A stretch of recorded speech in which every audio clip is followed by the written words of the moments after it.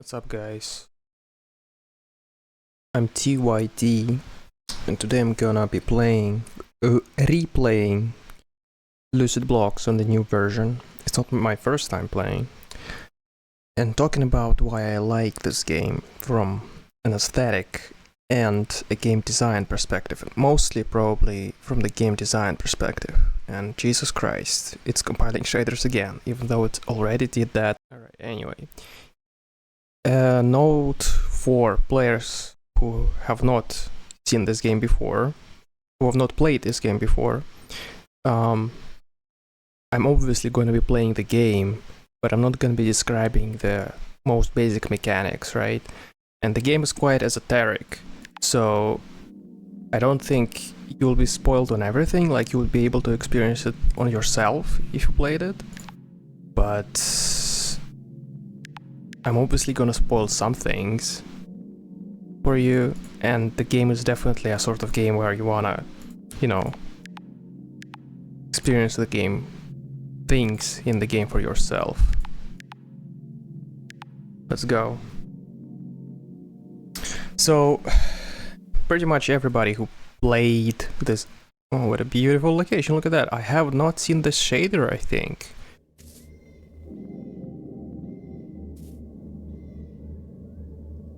Ugh, it's kinda gray.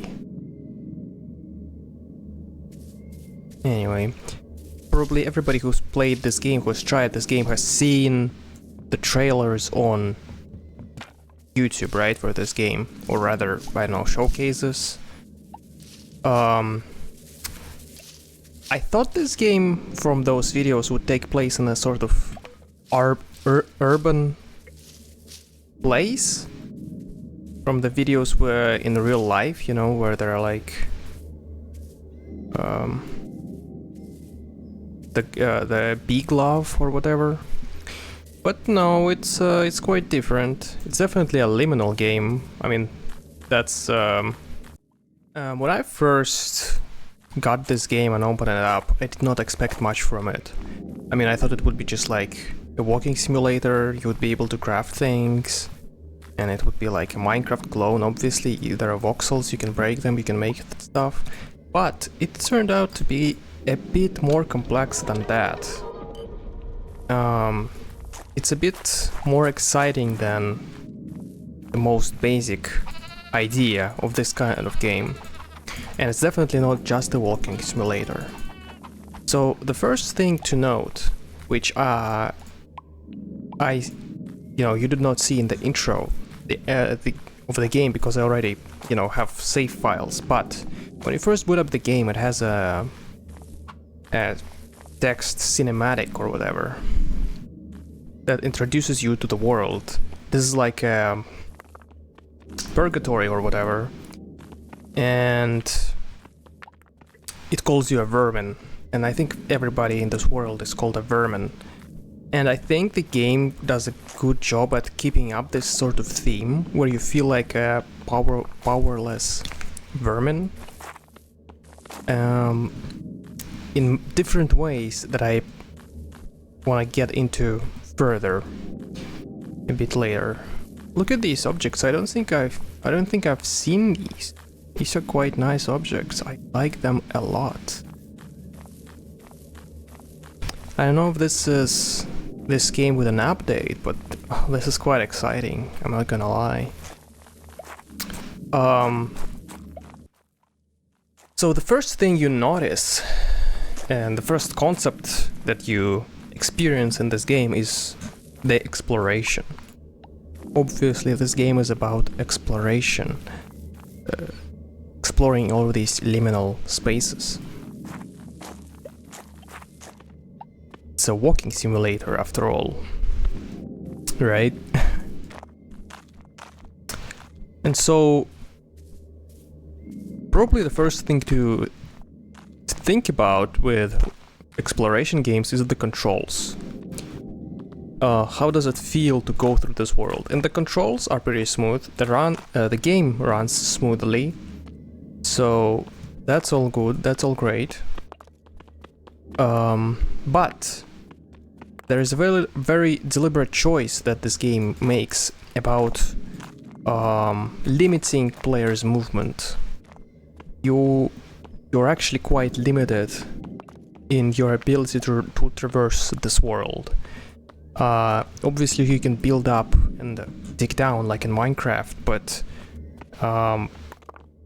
sometimes you need to build up huge bridges, and digging up enough blocks would take too long, you know, so you're in a way discouraged from certain ways of progression or traversal, right, through the world. And actually there is a fall damage. Maybe I can demonstrate it. I'm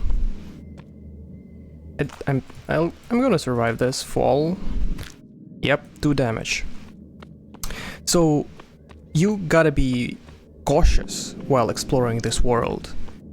In no way do you feel like a god. Oh my god, that was actually kinda I don't know. You actually gotta be wary exploring this world, because if you die, you'll get respawned and you'll lose your progress, which, you know, goes against your desire to explore more. I mean, it's of course not a problem at the beginning, which is, I think, it just kind of works, you know, with this game. It kind of works, because if you die at the beginning, you can just choose a different direction to go to, and you'll see new things. But eventually, if you die, you will be teleported to the beginning, to the spawn point, and everything around you will be, you know, known to you, which discourages you from dying. It's like you actually want to stay alive.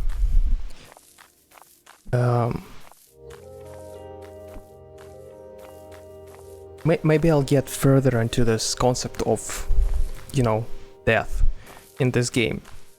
So if you didn't fear death in this game at all, if death meant nothing, then obviously this game would be a pure walking simulator with no stakes, right? And I feel like there needs to be a certain amount of tension, like the physicality that the game brings with this danger of death is sort of puts you deeper into the world, right? Hold on, let me free up my inventory.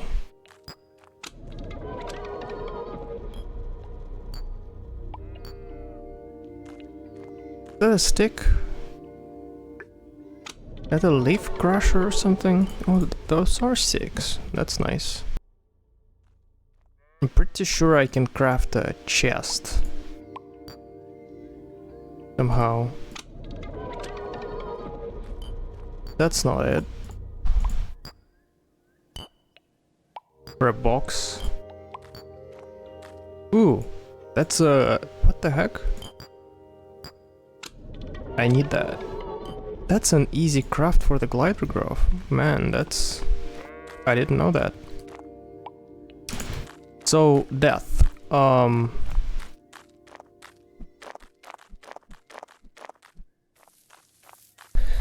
If you didn't fear death in this game at all, then I feel like the exploration would be less meaningful. I mean, I don't have a desire to play creative mode in Minecraft. I mean, I could play it for like a couple of minutes, but after that it gets boring. And when I play Lucid Blocks, it does not get boring. It stays interesting because, you know, there are all of these survival mechanics. Even though exploration is still the main focus of the game.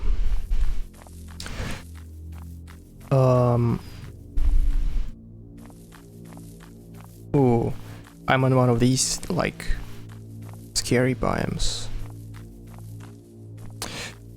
And another limiting factor besides being able to die is your limited movement. If your movement was unlimited, like in the end, you know, in the late game of Minecraft, where you get in Elytra or in creative mode in Minecraft, you would also be like, you would also lose. I feel like I would lose a desire to keep playing quite quickly. What the heck is this? It's just metal, right? There is this feeling that you get just walking through this field, and in fact, as you continue to play the game, you don't really get any crazy movement upgrades. You don't get to run fast, you don't get to fly. Even like 10 hours into the game, you'll still be mostly walking. At least, I mean, there are certainly small movement upgrades, like this one, you know, but it doesn't increase your speed all that much. Which I think is very important to sort of grounding you in these spaces. It sort of forces you to engage with these spaces more than just aesthetic features and actually physical places that you have to traverse, you have to go through, you have to take, be careful not to like die. Okay, so that's the first part of the game, exploration. The second part of the game is the crafting system.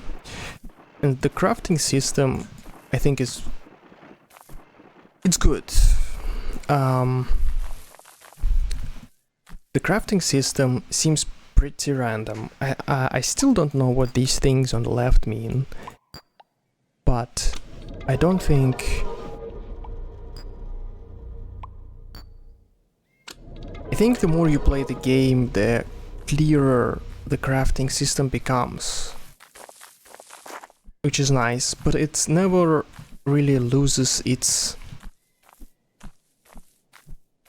I don't know if allure is the right word to use here, but for me there is an allure to like discovering certain rules about this crafting system. And there are rules that you can learn and use to craft new things. And it's actually quite exciting, discovering new recipes, discovering new items, discovering new paradigms. There are certain items that are especially useful in crafting, sort of core items, and discovering a new core item is always quite exciting.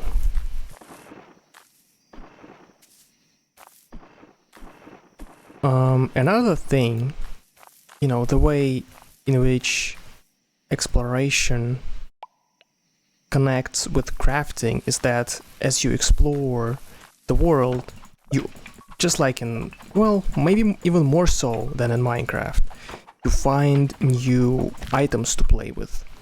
Actually, in Minecraft, you don't need to go far.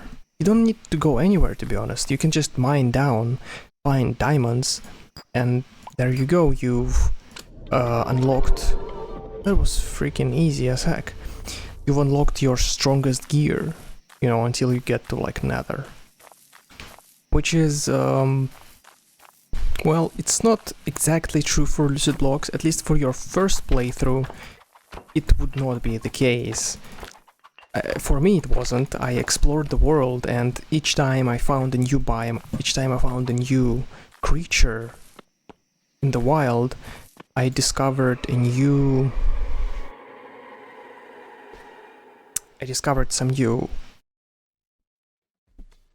new recipes and stuff. I don't even have a hook, which is horrible news. Well, let's cheat. Oh my god, what the heck is going on?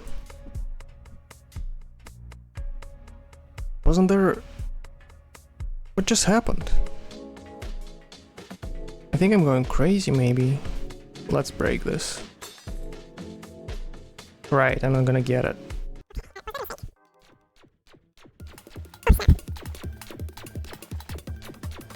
I really like how awkward these things are.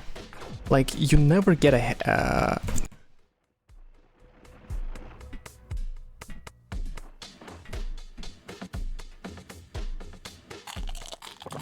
you never get a hold of them.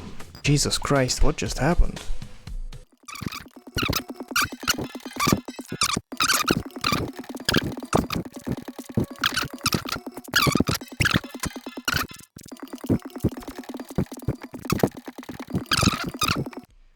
It's a good thing because, again, you never quite get to a point where you feel like you got it, you know?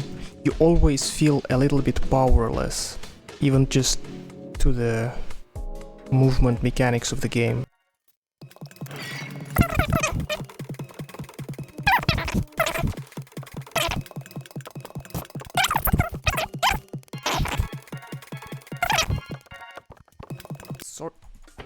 It's sort of like this world doesn't really care about you cheating your way through, you know? You're allowed to cheat, but you still... even if you cheat, you feel like you don't feel powerful, right? I don't feel powerful doing this, what I'm doing right now, even though it's cheating.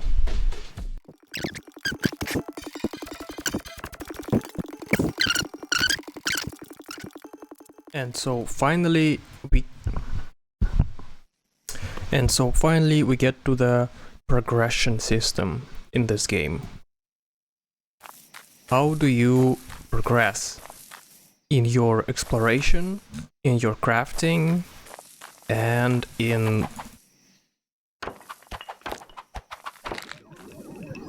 What the hell is going on? Why am I lagging? I just played at the game, maybe the shaders are doing some funky stuff. How to progress. So this is the first type of progression the game offers to you. Each time you get enough of this yin energy, you get a level up. What the heck is this? Barrier blocks. I don't think I've ever seen those. No, I haven't. That's strange. Whoa. What? Oh, okay. They're just fences. That makes sense. And the thing about those upgrades is that you don't know what you can get. Well, there aren't that many upgrades, but you still don't know what you can get. Which makes it sort of exciting. You don't know what are the limits. And the thing is, there are a lot of...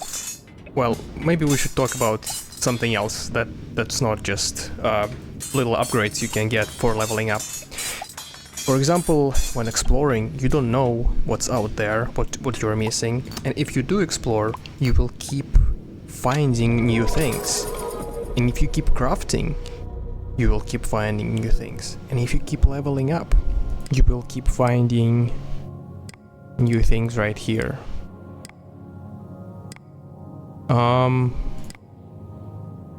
I guess let's get another personal qualia, and so that we can, where is it? Turn it into another thing.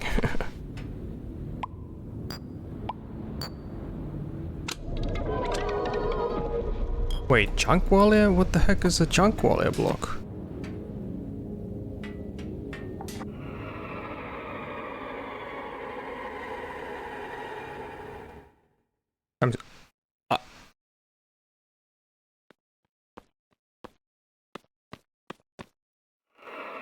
Wait, what?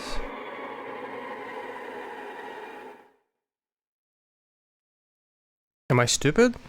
That's a different block, man.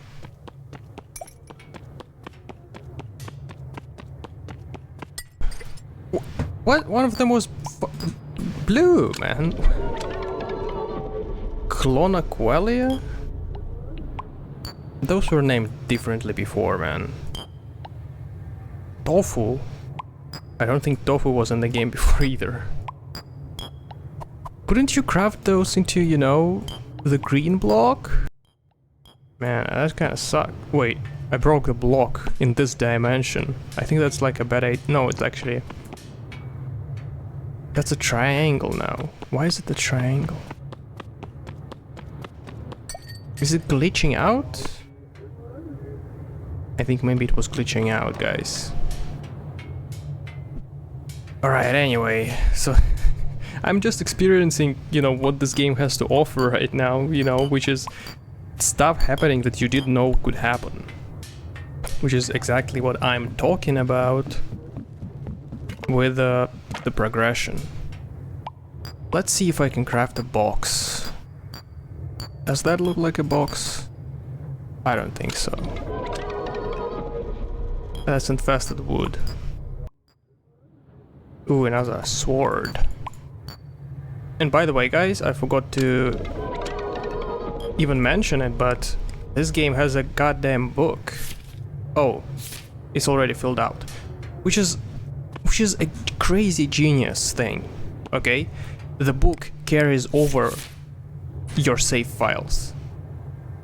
Like, that's such a simple decision.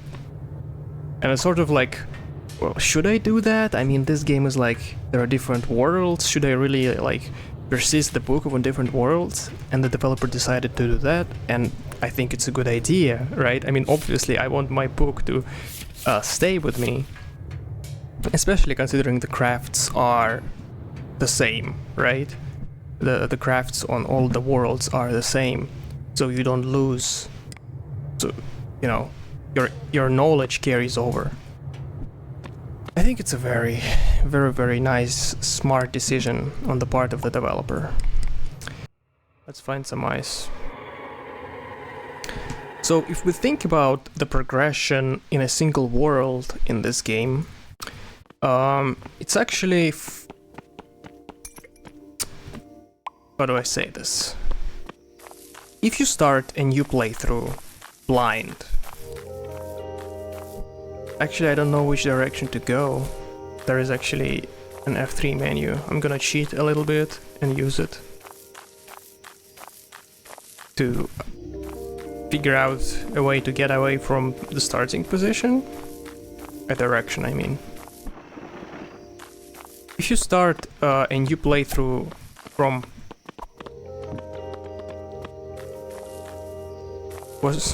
Were those my footsteps that I got scared of just now? I think so. If you start a new playthrough, your progression through the crafting system, through the world, will be quite slow. You won't know where to go and what to do.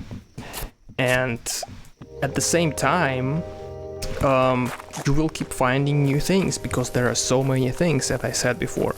There are so many things that you may miss.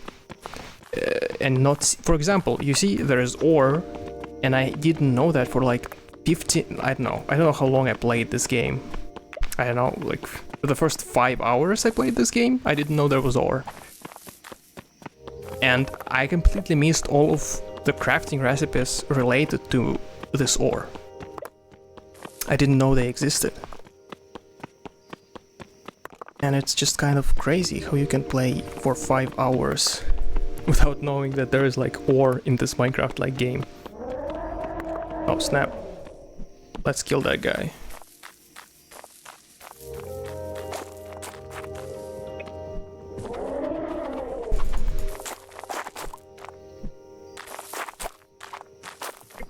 Rescue. Oh snap! Get fucked. Let's put this on 3, I guess. Sorry, spider. Bye-bye. What the heck is he doing? He's flying. I think I was going this way.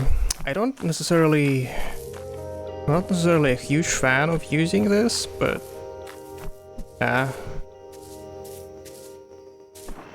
you gotta use what you can.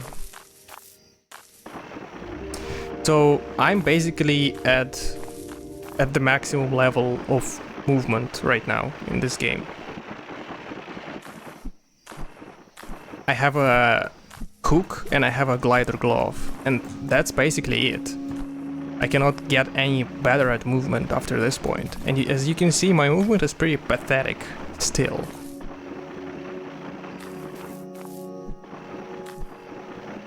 Look at that place. Oh, that's awesome.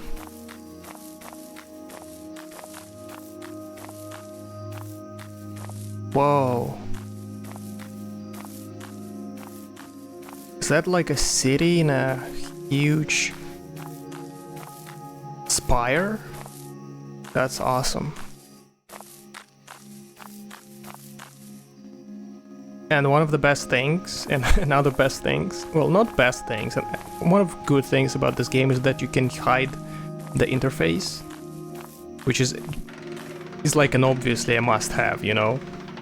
Like, you cannot have a game like this without being able to hide the interface. The game keeps lagging, like loading some stuff. Oh, these guys are back. Oh, check this atmosphere out. I need like lights. Need lights bad. I don't know how to make lights.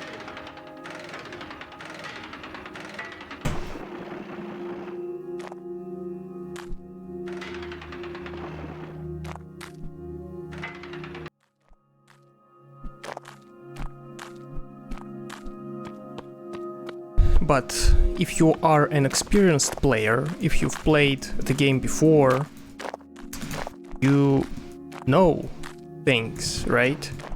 You are obviously able to exploit the crafting system to get most items through it without having to go out into the world and discover them for the first time.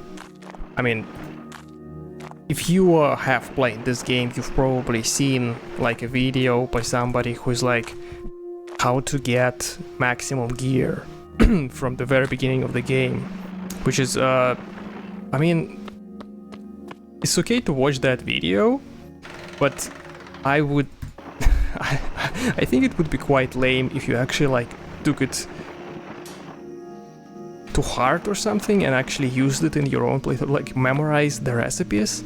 I mean, in my view, the game is about, you know, discovering your own sort of ways to exploit the game, and it's not difficult.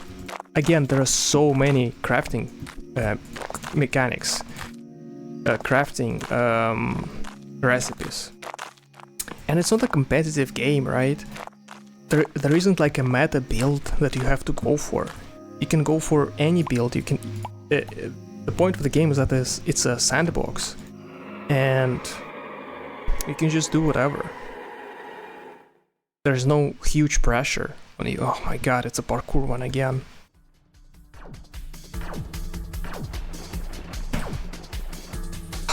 Oh my god, man. This is fucking insane. Oh my god. Like, this movement system, it's it puts you on such an edge when trying to go through these challenges. It's crazy. So if you think about it, the game gets away with that grindy part of most sandbox games or sandbox survival games like Minecraft, you know, those periods where you go from wood to stone to iron to diamond, completely gets away with that part of the progression for an experienced player and lets an experienced player just do the rest of the things in the game, which, I mean, wouldn't work for some other. You're kidding me.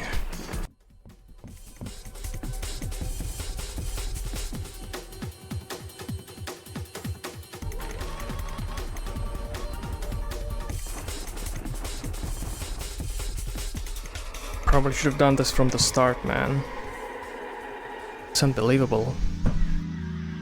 It's unbelievable how difficult this game is. Oh my god.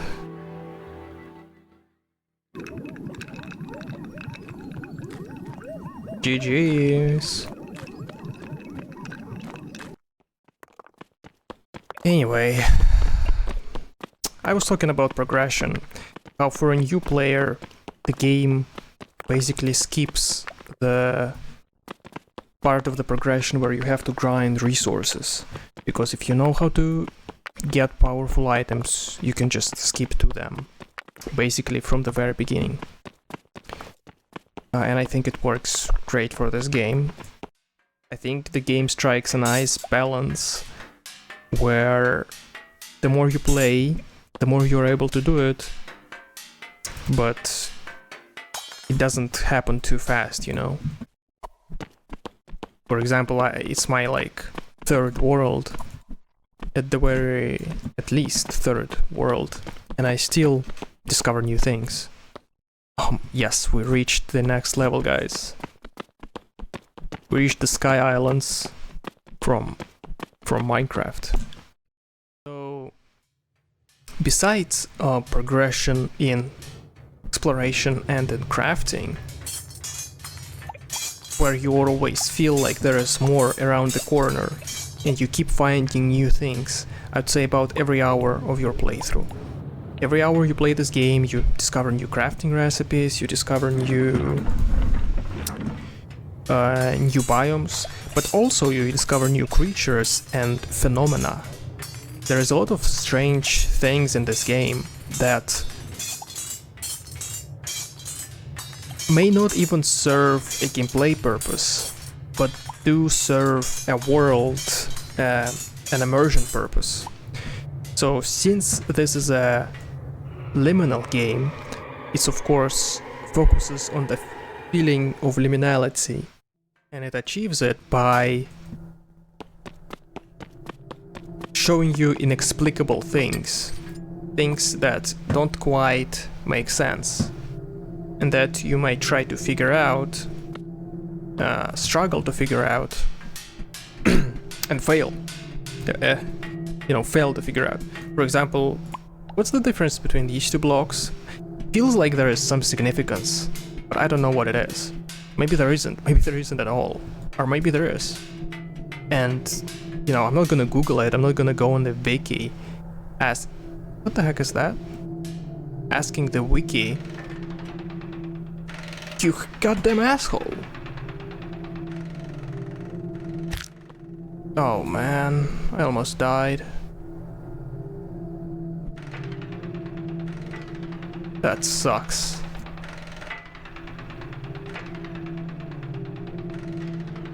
Who is this? Who are you? Is it gonna try to kill me? Wait, increase item stack size by 10? That's actually sick. I didn't know that was in the game. Maybe they added it. I probably want inventory space, to be honest with you. Plastic. Oh no, it's plastic. I don't want plastic. I want goo. My favorite locations in this game, maybe we won't get to them, are the repeating locations. Not the smooth landscape like this one, kind of liminal space, but the backrooms kind of liminal space. Infinitely repeating corridors, infinitely repeating rooms, infinitely repeating spires, or other structures. That's my jam.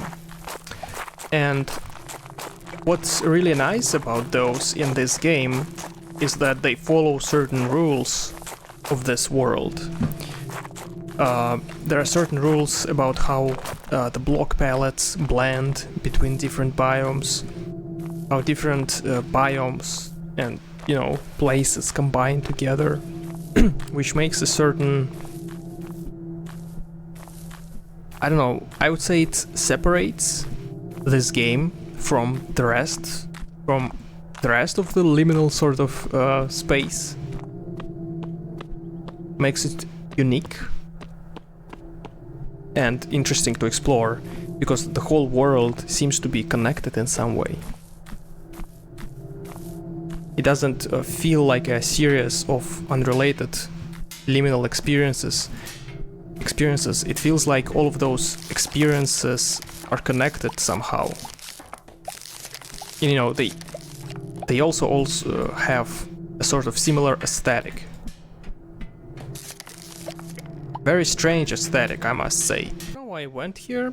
I don't actually like this place. I don't like the ceiling. It's I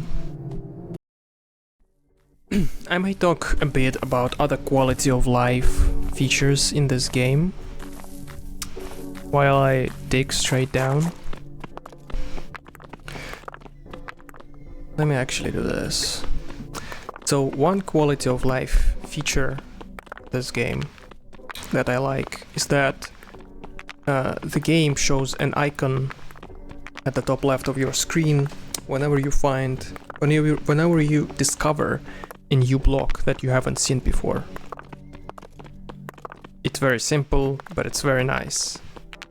Another quality of life is obviously this thing. The book. Shit, I didn't.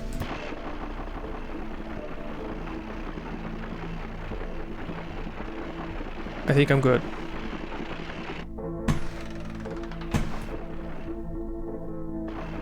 Yeah. Another quality of life feature is that the more you play, the more you get certain unlocks that let you care a bit less. Well, that make exploration easier in the game. And they come from all three aspects of the game. Yes, I guess the three aspects of the game are 1. Exploration, 2. Crafting, and 3. Experience, leveling up, which are all connected together, obviously.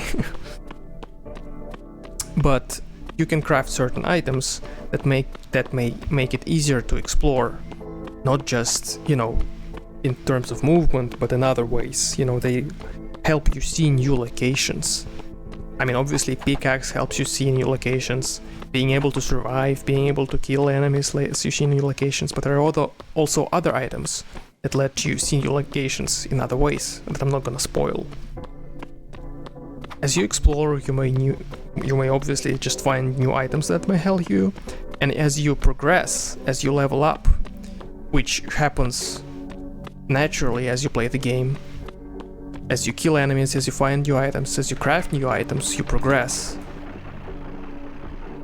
And the more you progress, the more the game gives you new tools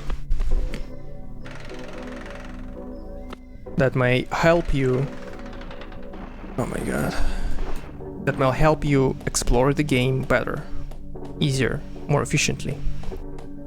Well, I don't know if efficiently is the right word here. I like this place. Oh yeah, I do like it. It's not the most interesting repeating room pattern, but it's still nice. You know, it puts me in that certain mood where it's like, you just go, you look around, and it's all the same. It's again and again, again and again in all directions. There's just something about it. And it's a sort of culmination of this game for me. Where all of those features come together that I described above. You know, my movement is quite slow. I cannot just skip through the Edie's rooms, I have to walk through them, or use my hook. The soundtrack changed. And as you can see, the palettes change. You know, the further I go, the more corrupted this biome starts to look. And there may be like certain things that I may find in these holes. Man, I love this. Like the way this soundtrack cued in, it just gave me chills. There's just something. It's not necessarily scary, right?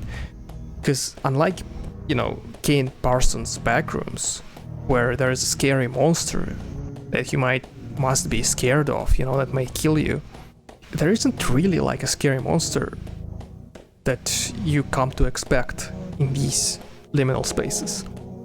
But they are scary in some other way that I cannot really put my finger on it. I mean, look, I've been going in random, semi-random directions for like at least a minute, 2 minutes now, and it's just now it's back to the same repeating room, not even corrupted. I don't know, there's something so compelling about it, because I know I'm in a physical, well, not physical, but I'm in a world that has all of these different biomes, right? And yet I found myself in this place that feels like infinite right now, you know? In all directions, these rooms are repeating, and it's just really compelling to me. What the heck is that?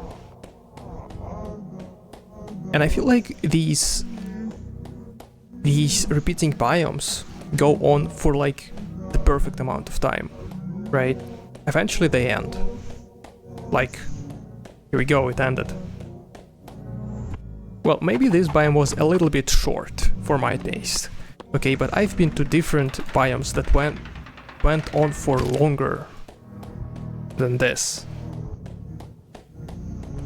And I enjoyed traversing them, you know? I really sort of went deep.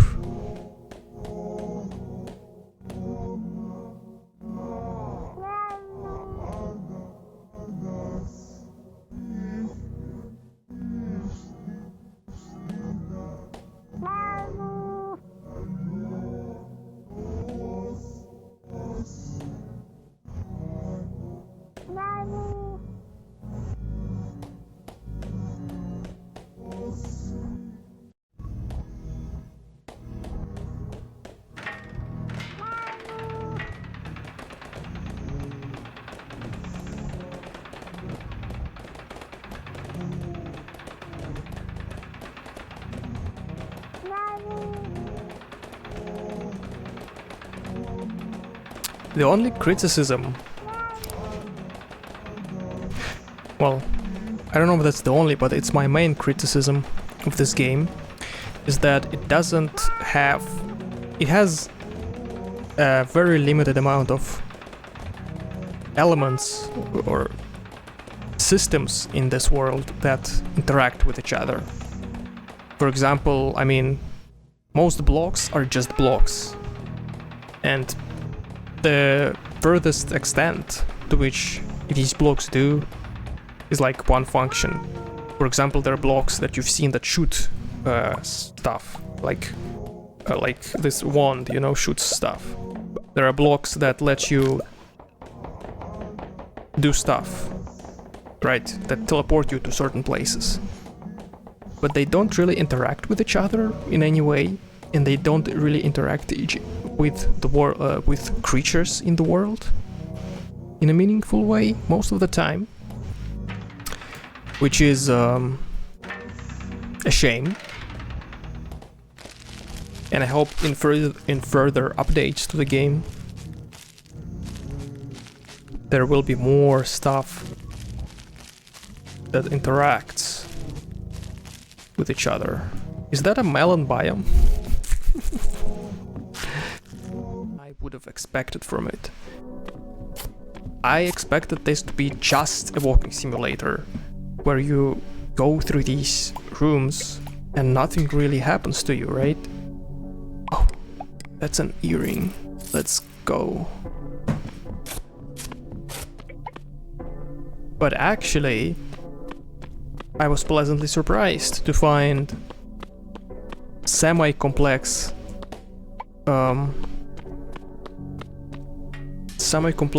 crafting system. I mean, the crafting system is not complex, but it's deep in a way. Maybe, I'm not sure what's the best adjective to use.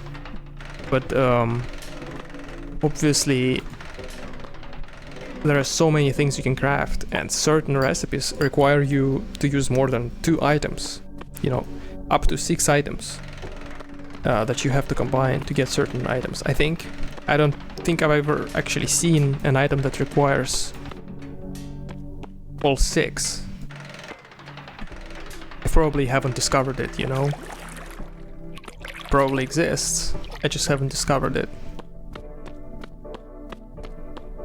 And so I feel like there's more to do for me in the game, like so much more to do. Like the deepest I went is like probably three items that are required in the recipe, maybe 4, but 6, no. As my final thought on this game, I'd say that Lucid Blocks creates a certain atmosphere, manages to create a compelling and well-made, you know, from a game design perspective, atmosphere of a liminal space. I think it's much better than most other... Well, I haven't played many liminal games, but there are sort of 2 types of liminal games that I imagine existing there, or liminal experiences, interactive or gaming, related to gaming. Number 1. Don't tell me this is ley line. Okay, this is just lights. Number 1 is Garry's Mod maps, right? So those kinds of maps in Garry's Mod usually don't have an end goal. I don't think I picked those up. My inventory is full. Maps in Garry's Mod don't have a goal, and so you're just aimlessly wandering around. And if the space is compelling enough, you'll spend your time exploring it just fine, but eventually you will get bored. And the second type is probably like some backrooms game where you have a certain goal. Escape the backrooms, right? Man, I love this. Oh, that's nice. Which sort of shadows the exploration element? I don't know. Maybe I'm wrong. I haven't played many of those experiences. But I think this game does a crazy good balance where it is really authentically an liminal exploration game, but it adds a lot of these mechanics, game mechanics, that make it easier to explore and exciting to explore the world. Or you have to actually engage with the mechanics of the game to get to new places, right? And you actually have to think about the structure of the world to find those new places. I found myself so many times... Look at how this is cut off. Just thinking about how this world works, coming to certain conclusions about it, and then through those conclusions being able to find new things to do or new places to go that I did, discover new things. This feeling of this world being infinite and possibilities being infinite, and not just being completely random, but actually being in a way structured, and feeling a certain powerlessness most of the time, right? I feel mostly powerless in regards to this infinite world, and in regards to certain things that I don't think you've seen in this video. There are certain things that make you feel really powerless in this game, right? You're able to master this world to a degree while still feeling powerless. But I think I'm starting to repeat myself, like I've said all of this stuff already. So in the end, I just like this game, and I think I expressed some of it, some of why I like it. So maybe you should try it. I mean, if you haven't played it yet, I've spoiled a few things.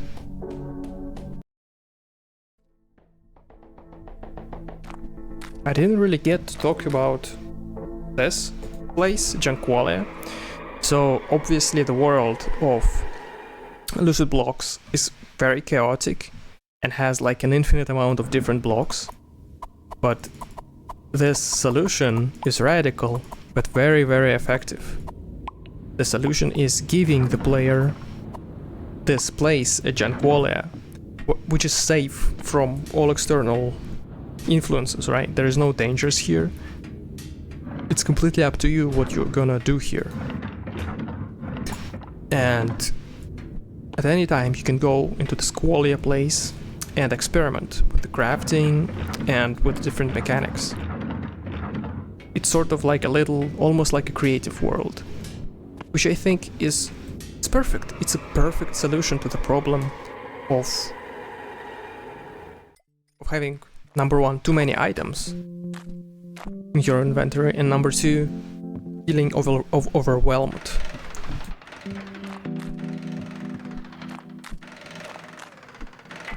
And so the game offers a lot of these small solutions to the player, like trickles them in as you play. Look at that, man. Hell yeah. That lets... Oh, yes. Oh my god.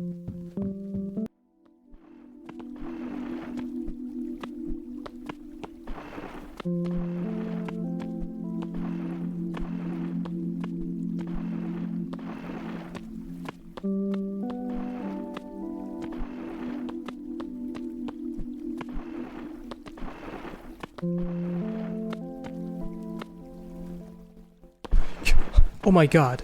Oh my god. I just realized that this entire place that I was walking on is actually the same.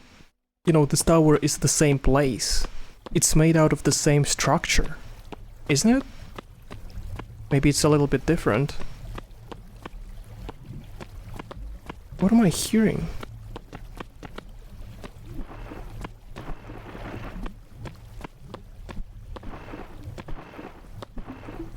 Well, no, it's a little different, but it connects nicely.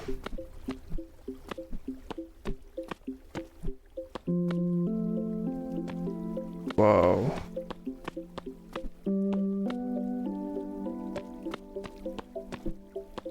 I wanna go up. I wanna go up.